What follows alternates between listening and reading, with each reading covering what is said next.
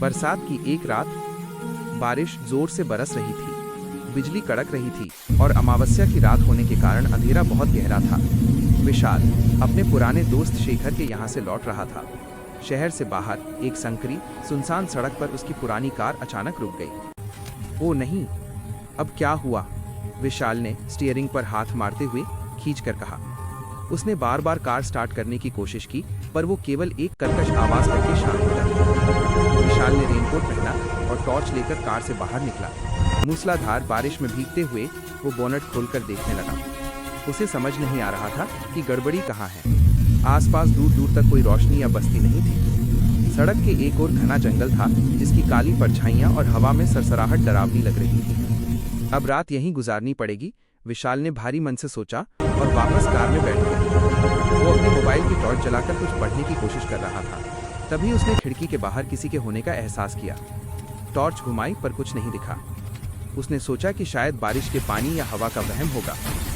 थोड़ी देर बाद एक और आहट, इस बार अधिक स्पष्ट, जैसे कोई कार के पास खड़ा हो और जोर से सांस ले रहा हो।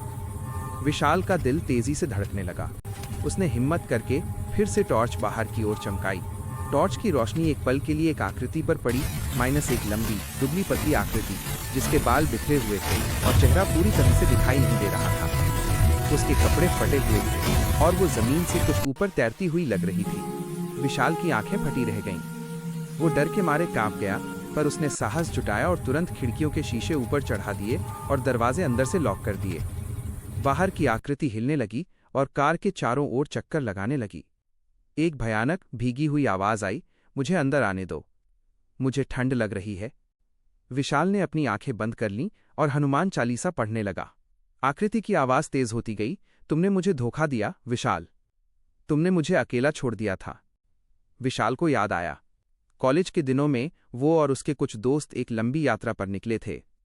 उनमें से एक दोस्त रमन अचानक जंगल के रास्ते में बीमार पड़ गया था। विशाल और बाकी सब डर गए थे और मदद के बजाय उन्होंने रमन को जंगल में अकेला छोड़ दिया था ताकि वे पकड़े न जाएं।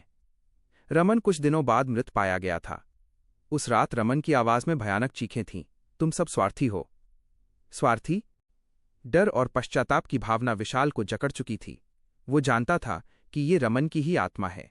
वो अपनी गलती के लिए सालों से खुद को कोस रहा था। बाहर आकृति ने कार के दरवाजे पर जोर से हाथ मारना शुरू कर दिया। डेंट पड़ने लगे, शीशा चटकने लगा। विशाल ने चिल्लाकर कहा, रमन, मुझे माफ कर दो, मैंने बहुत बड़ी गलती की थी। मैंने तुम्हें स्वार्थ के कारण अकेला छोड़ दिया था। उसने अपनी जेब से एक पुरानी तस्वीर निकाली जिसमें वे सब दोस्त एक साथ मुस्कुरा रहे थे और उसे दरवाजे के शीशे से सटा दिया। मुझे पता है कि तुम नाराज हो, पर मुझे माफ कर दो, मुझे अपनी गलती का एहसास है। जैसे ही उसने माफी मांगी और अपनी गलती स्वीकार की, बाहर की चीखें अचानक धीमी पड़ गईं। तेज बारिश के बीच एक हल्की फुसफुसाहट सुनाई दी, सच्चा पश्चाताप ही मुक्ति है। आकृति धीरे धीरे धुंध में घुल गई। कार पर पड़ी दरारें और डेंट भी गायब हो गए, जैसे कुछ हुआ ही न हो। कुछ देर बाद बारिश थम गई और विशाल ने कांपते हाथों से कार स्टार्ट की। इस बार वो एक ही बार में स्टार्ट हो गई। विशाल जानता था कि ये केवल संयोग नहीं था। वो सुबह होने तक वहीं रुका और जब पहली किरणें फूटीं तो उसने शहर वापस जाकर पुलिस और रमन के परिवार से संपर्क करने का फैसला किया। वो अब सच्चाई का सामना करने और अपने पापों का प्रायश्चित करने के लिए तैयार था। नैतिक शिक्षा मॉरल। इस कहानी से ये शिक्षा मिलती है कि अपने स्वार्थ के लिए किसी को मुसीबत में अकेला छोड़ना एक जघन्य पाप है और सच्चा पश्चाताप ही अतीत की गलतियों से मुक्ति दिला सकता है। हमें हमेशा दूसरों की मदद करनी चाहिए, विशेष रूप से संकट के समय, न कि केवल अपने हितों की चिंता करनी चाहिए।